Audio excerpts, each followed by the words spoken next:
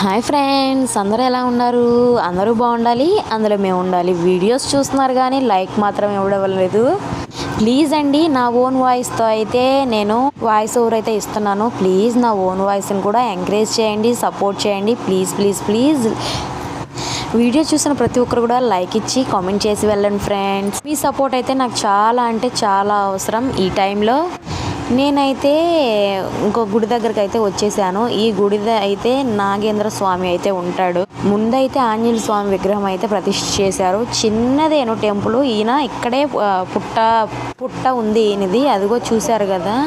చాలా అంటే చాలా మహిమల దేవుడు అని మా అత్తగారు అయితే చెబుతున్నారు.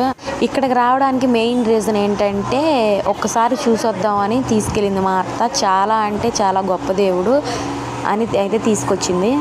వీడియో ఆన్ అయ్యింది అన్నది కూడా నేను చూసుకోలేదు. మొత్తం ఎలా పడితే అలా తీసేసాను, ఏమనుకోకండి ప్లీజ్. అయితే ఎక్కడైనా కానీ ఇలానే ఉంటుందా? ఇక్కడే ఇలా ఉందా? అదేంటంటే వేప చెట్టు మర్రి చెట్టు ఎప్పుడు ఇలానే కలిసి ఉంటాయా? వేప చెట్టు మర్రి చెట్టు కలిసి ఉంది. ఆ చుట్టూరు అయితే పుట్ట ఉంది. అక్కడే విగ్రహాలు కూడా ప్రతిష్ఠించారు. చూడ్డానికైతే చాలా బాగుంది.